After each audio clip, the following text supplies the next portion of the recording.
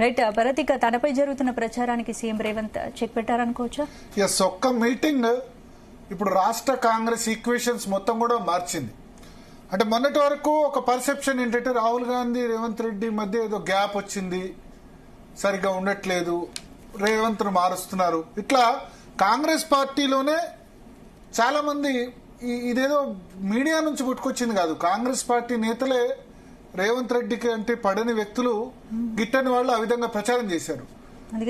ముఖ్యంగా అదానీకి దగ్గర 100 కోట్ల విరాళం తీసుకోవడం రాహుల్ గాంధీకి నచ్చలేదు, అందుకని ఆయన ఎడమోహం పెడమోహంగా ఉంటారు, అందుకని గత కొద్ది కాలంగా ఆయన అపాయింట్మెంట్ ఇవ్వట్లేదు, చాలాలో ఆయన గెలవట్లేదు అని చెప్పి. అంటే రేవంత్ రెడ్డి రాహుల్ గాంధీ అపాయింట్మెంట్ అడిగారో లేదో ఎవరికి తెలీదు, అడిగితే జనరల్ గా ఇస్తారు.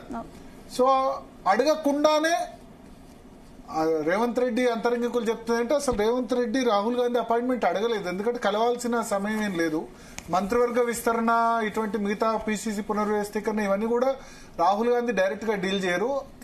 Organisational general secretary KC Venugopal మాట్లాడి మిగతా లీడర్స్, ఇన్ఛార్జ్ జనరల్ సెక్రటరీ వీళ్ళంతా అయిన తర్వాత ఫైనల్ గా రాహుల్ గాంధీ మల్లికార్జున ఖర్గే వాళ్ళు డిసిజన్ తీసుకుంటారు.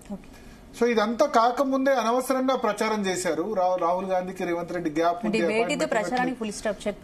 మొత్తం కూడా ఫుల్ స్టాప్ పెట్టినట్టు అయింది. ఎందుకంటే బహుశా 4-5 నెలలైందో 5-6 నెలలైందో. అంటే మనకు తెలుసు ఢిల్లీకి సీఎం జనరల్ గా రెగ్యులర్ గా 2-3 టైమ్స్ వెళ్ళడం అనేది కామన్. కాంగ్రెస్ పార్టీలో ఏ సీఎం ఉన్నా సరే నెలలో 2 సార్లు ఖచ్చితంగా ఢిల్లీలో ఉండాలి, ఢిల్లీ వాళ్ళతో మాట్లాడాల్సిందే. అది రాజశేఖర రెడ్డి నుంచి మొదలు పెడితే ఇప్పటి వరకు కూడా అది కంటిన్యూ అవుతూనే వస్తుంది.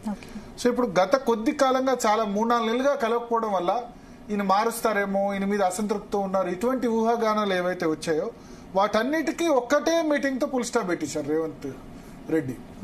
సో ఈ మీటింగ్ ద్వారా ఏంటంటే ఎస్ ఎవ్రీథింగ్ ఈజ్